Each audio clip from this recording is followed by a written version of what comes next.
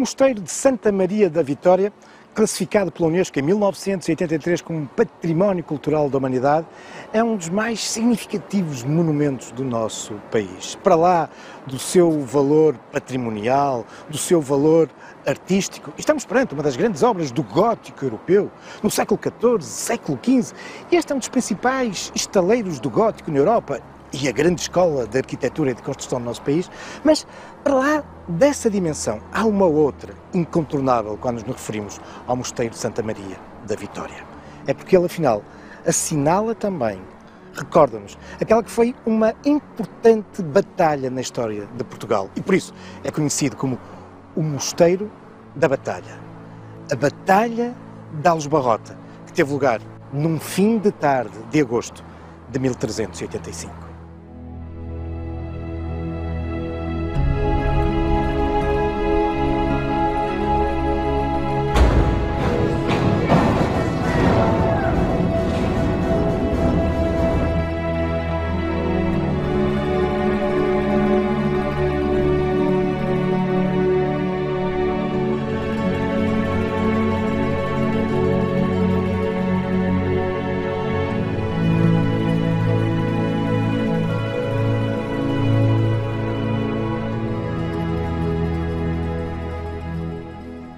E foi neste campo que teve lugar essa batalha, a Batalha Real, assim foi designada durante algum tempo, tendo em conta que envolveu dois reis, o rei de Portugal contra o rei de Leão. No entanto, e dada a proximidade deste terreno da vila de Aljubarrota, a batalha ficou conhecida como a Batalha de Aljubarrota. Mas, em rigor, nós encontramos-nos no campo de São Jorge, na freguesia de Calvaria de Cima, já no concelho vizinho de Porto de Mós. E contemplando hoje este espaço verdejante, marcado pela natureza, até idílico, é muito difícil, quase, acreditar no que aqui aconteceu nesse final de tarde do dia 14 de agosto de 1385. Uma verdadeira carnificina.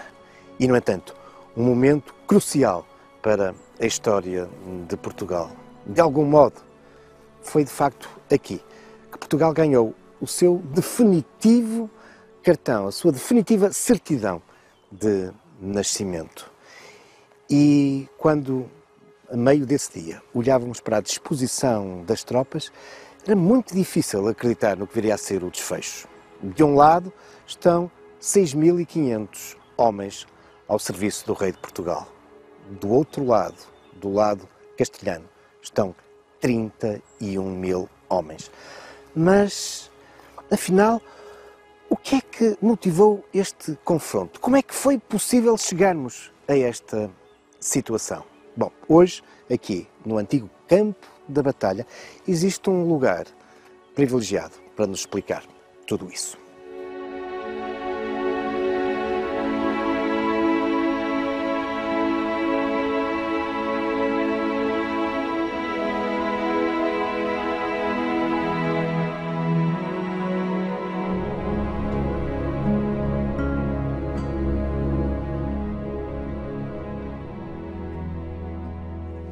Com efeito, no campo de São Jorge, o espaço da Batalha de Aljubarrota, encontramos desde há alguns anos um centro interpretativo da batalha. É tutelado pela Fundação Batalha de Aljubarrota.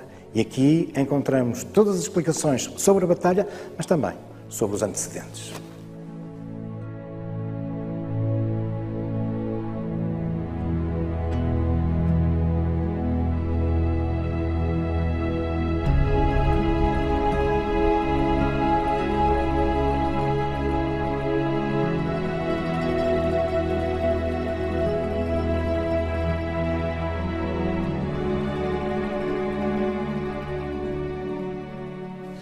A Batalha de Aljubarrota foi um episódio marcante não só para a história de Portugal, mas mesmo no contexto europeu. E por isso não admira que gravuras, relatos deste confronto entre os portugueses e os castelhanos nos apareçam em crónicas europeias para lá da Península Ibérica. De resto, esta batalha prende-se muito com todo o contexto que se vivia nesse século XIV. Um século terrível, de profunda crise, de algum modo iniciada com transformações climáticas, vários invernos rigorosos seguidos que tinham feito perder as plantações, as produções agrícolas, dando origem a fomes que graçaram pela Europa.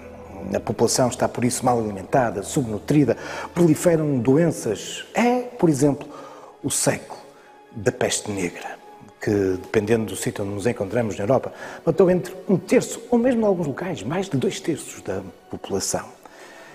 E também por isso, e porque onde não há pão, todos ralham e ninguém tem razão, é também um momento de enorme conflitualidade. Desde logo das populações contra os seus senhores que impõem os pagamentos de impostos, mesmo estando a terra a produzir pouco e sendo menos agora a mão de obra a produzir. Por outro lado, é uma época de grande confronto entre Estados. É, por exemplo, o século da famosa Guerra dos 100 Anos. E é neste contexto que Portugal também se insere. Também com maus anos agrícolas, também com fomes, também com peste, incluindo a peste negra, e também com guerras. Dom Fernando perde 3 guerras contra Castela. Aliás, fruto disso mesmo, acaba por fazer casar a sua filha, Dona Beatriz, com o rei de Castela. Desta forma se tentavam apaziguar os ânimos. Claro que Dom Fernando achava que iria a ter mais filhos varões, mas não o teve.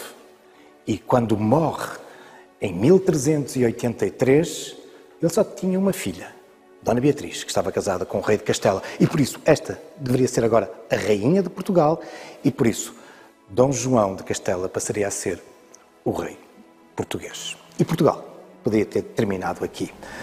Os acontecimentos, no entanto, vão-nos demonstrar que uma parte da população, alguma da nobreza, grande parte da burguesia e do povo estão descontentes com esta situação.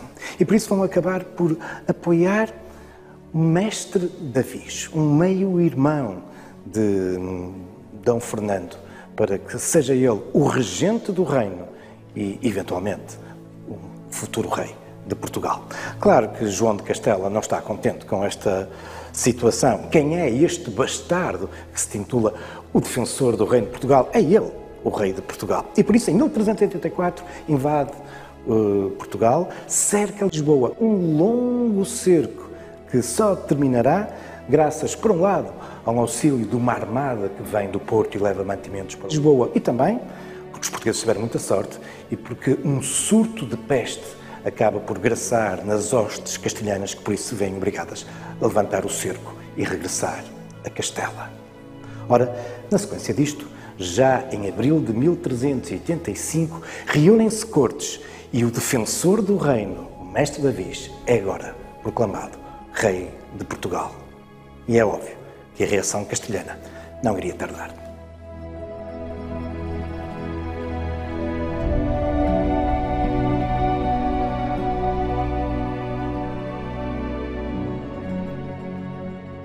A aclamação do mestre Davis como rei Dom João I nas cortes de Coimbra de abril de 1385 levam, como facilmente se pode imaginar, a uma nova reação do rei Dom João de Castela.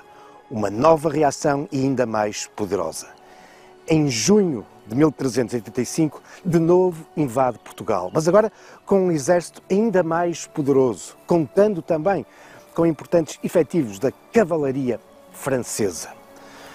Perante esta grande investida, o Conselho de Guerra reúne em Abrantes e há alguns nobres que defendem junto do novo monarca que o ideal era avançar com uma tentativa de investida, de ataque no sul de Espanha, para desta forma fazer com que as tropas de Dom João de Castela saíssem do nosso país para recuarem para o sul de Castela para travar esta investida portuguesa. No entanto, Dom Nuno Alves Pereira entende, aquele que era o condestável do nosso jovem monarca, entende que o ideal será afrontar aqui, em território português, as tropas castelhanas. Nisto vai acabar por ser secundado pelo próprio monarca.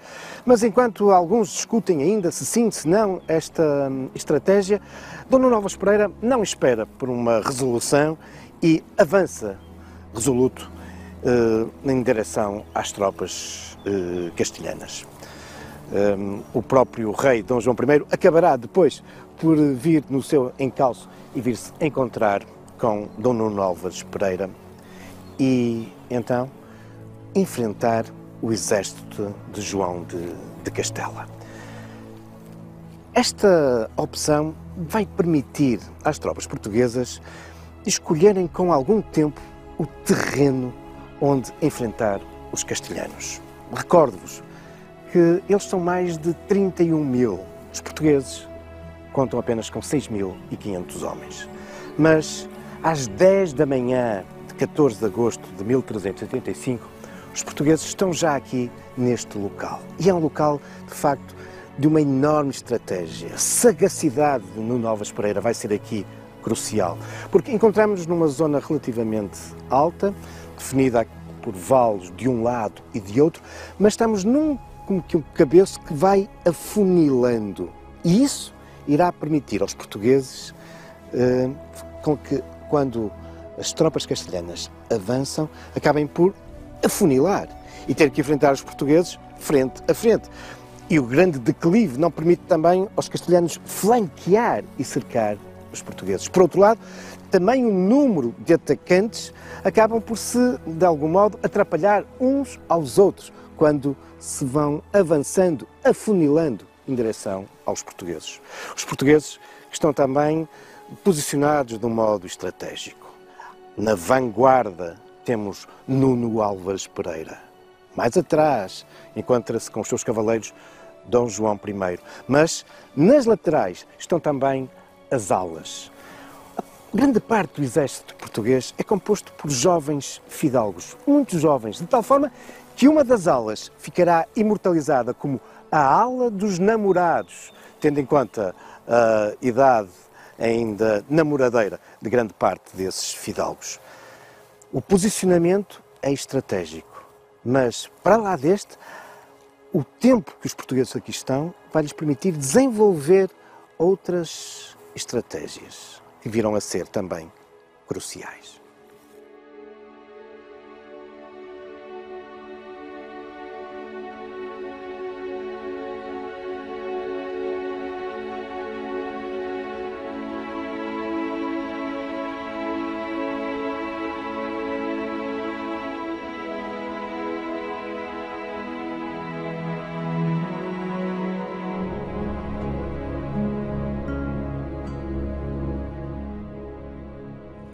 Com efeito, a sagacidade de Dom João I e do seu condestável do reino, Nuno Álvares Pereira, materializa-se não só na escolha estratégica do local, a topografia deste sítio, também da forma como dispôs as suas tropas, com a retaguarda, onde ele se localiza, a vanguarda, onde está Nuno Álvares Pereira, as duas alas, e abrindo a vanguarda, tudo isto se poderia fechar como um quadrado, e isso vai ser crucial, mas fundamental. Foi também a preparação do terreno, previamente, sob as ordens de Nuno Álvares Pereira. De facto, houve tempo para abrir uma série de valas, covas do lobo, armadilhas. Era uma estratégia que vinha associada também a paliçadas junto da vanguarda, que vinha desde a época romana e que agora, nestes fins da Idade Média, estavam de novo a ser utilizada. E recentes escavações arqueológicas, já no nosso século XXI, somadas a intervenções que tinham sido feitas em meados do século passado, vieram revelar muitas dessas estruturas, bem assim como restos ósseos de alguns soldados que aqui perderam a vida. São também marcas desta história da Batalha de Aljubarrota.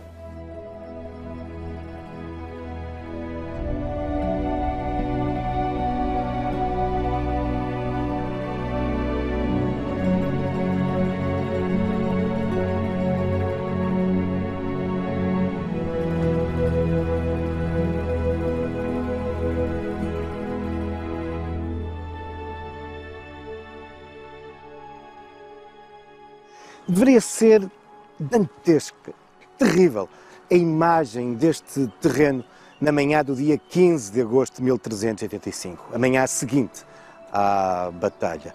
Os corpos avolumavam-se, um grande número, quer aqui no campo da batalha, quer nas ribeiras que circundavam este pequeno planalto. Durante os 3 dias seguintes, as forças portuguesas irão manter-se neste lugar. Assim mandavam as regras da época que permitiam que um derrotado numa batalha pudesse contra-atacar nos 3 dias seguintes. Mas os castelhanos não vão aparecer. Estão em fuga desordenada, incluindo o próprio monarca. E são perseguidos por parte do exército português e também pelos populares, dando origem, por exemplo, à famosa e popular lenda da padeira de Aljubarrota.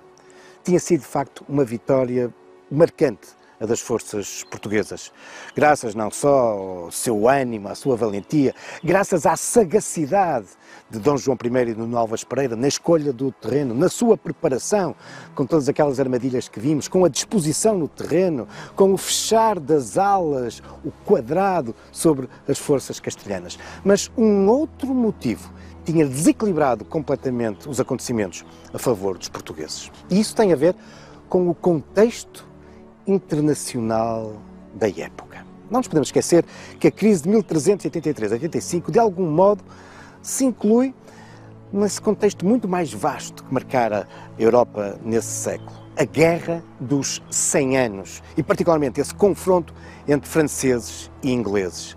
E eles também estão aqui, em Aljubarrota, em grande número, particularmente cavalaria. Aqui, no chão da batalha, temos uma série de nomes que evocam o confronto e aqui podemos ver que alguns deles, que aqui morreram, eram franceses. Mas os ingleses também estão presentes, do lado português, e também aqui são evocados. Nomeadamente, 200 arqueiros do Duque de Lancaster e que estão ao lado de Dom João I. E estes arqueiros irão ser cruciais na vitória dos portugueses. A Inglaterra tinha desenvolvido com efeito uma nova arma, um grande arco. É verdade que a arma mais certeira na Idade Média é a besta. E havia besteiros de um lado e do outro. É um tiro muito preciso, ao contrário do grande arco.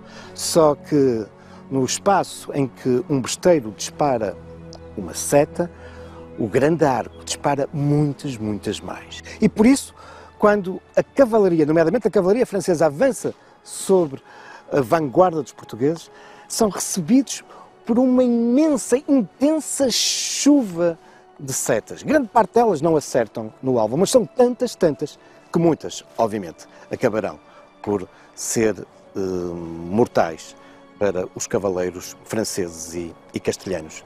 A presença dos arqueiros ingleses foi, de facto, fundamental nesta vitória dos portugueses. E acabará, de resto, por vir cimentar ainda mais aquela que era uma aliança entre Portugal e Inglaterra. Uma aliança que se vinha afirmando ao longo do século XIV como uma aliança comercial e que agora se tinha tornado também numa aliança militar e que, um ano depois, com o Tratado de Windsor, se tornará na mais velha aliança política do mundo.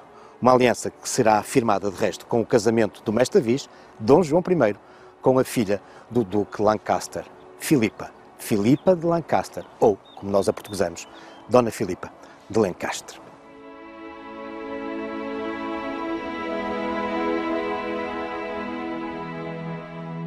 Bem a meio do campo da batalha, localiza-se uma capela que é quase contemporânea do confronto. Quase, porque em boa verdade ela foi erguida 7 anos depois, amando nada mais, nada menos do que Dom Nuno Álvares Pereira. Aquele que foi o jovem estratega, então com 25 anos desta batalha, o condestável. Isso mesmo nos é recordado por uma inscrição onde se faz referência a Nuno Álvares Pereira como quem tem mandado erguer esta capela e o porquê deste sítio. Porque foi aqui que durante a batalha ele em parte se localizou. É uma pequenina elevação que permitia um grande domínio visual sobre todo o campo de batalha. Foi aqui que ele colocou o seu estandarte. De início, a capela foi de evocação à Virgem Maria, mas estamos no campo de São Jorge e por isso ela viria a ficar conhecida como a Capela de São Jorge e mesmo como a ermida de São Jorge, isto porque durante muito tempo aqui vivia um ermitão. E terá sido também nessa altura que nasceu uma curiosa tradição. Aqui, na fachada, existe sempre um cântaro com água para saciar a sede dos romeiros que aqui se dirigiam ou peregrinos que por aqui passavam rumo a outros destinos. Mas, a propósito de tradições, há outras muito interessantes no interior da capela.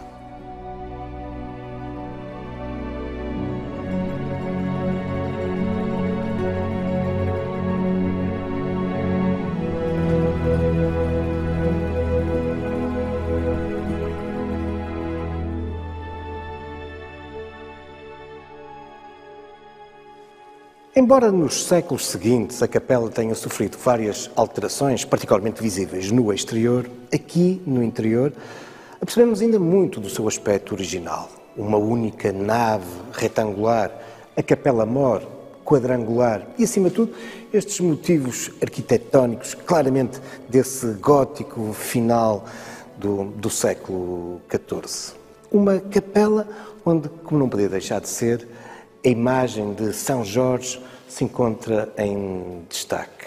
São Jorge, esse santo mártir do cristianismo, um destacado militar do imperador Diocleciano, mas que foi depois por este perseguido e martirizado. Mas durante a sua vida tinha-se de facto evidenciado como um grande cavaleiro. E um dos episódios mais conhecidos foi este, o do seu confronto com um dragão. Um dragão que existia na Síria e ao qual se ofereciam ofertas. E, a determinada altura, é a própria filha do rei da Síria que tem que ser sacrificada. Mas São Jorge acaba por conseguir prender o dragão, levá-lo até à cidade e, aos olhos de todos, matar o dragão. Com isto, salva a filha do rei da Síria, mas consegue também a conversão deste e do seu reino ao cristianismo. Aqui, no entanto, conta-se uma outra história. São Jorge, sim, era um destacado oficial romano, responsável pelas tropas que se localizavam aqui na zona de Aljubarrota. E durante vários dias, quando os seus homens levavam os cavalos a beber junto aqui de um destes ribeiros, estes eram devorados por um dragão. E foi São Jorge, ele próprio, que foi de uma dessas vezes com os cavalos e matou o dragão. Esta associação do dragão aqui a Aljubarrota dá origem, de resto, a outras curiosas lendas. Uma delas que se prende com a própria batalha. O dragão teria surgido, neste caso, para vir em socorro das tropas portuguesas. E prova disso é que aqui, no solo da capela, nós podemos encontrar ainda hoje uma pegada do dragão.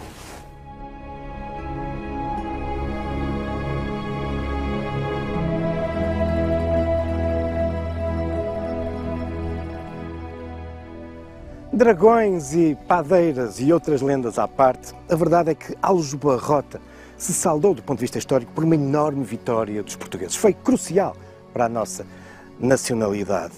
O número de baixas do lado castelhano foi tão grande que, por exemplo, algumas casas senhoriais se extinguiram. O luto em Castela irá durar 2 anos.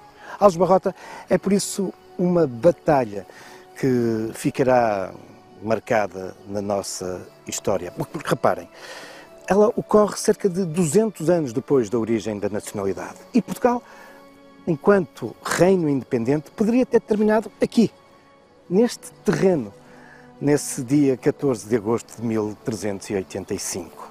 Afinal, aconteceria a Portugal o mesmo que está nesse século XIV a acontecer a muitas experiências mais ou menos senhoriais, autónomas, feudais dos séculos anteriores. Muitos desses antigos territórios estão agora a fundir-se e a dar origem às nações que irão caracterizar a Europa durante os séculos seguintes. Mas, nesse fim de tarde de 14 de agosto de 1385, aqui, neste campo de batalha, Portugal, de facto, assinava a sua definitiva certidão de nascimento. Aliás, o rei João I, iria sublinhar isso pouco tempo depois, 2 anos depois, dando início à construção de um gigantesco monumento, um mosteiro, o Mosteiro da Batalha. Mas isso são já outros factos, também algumas lendas. E o próximo, sim, o próximo, Caminhos da História.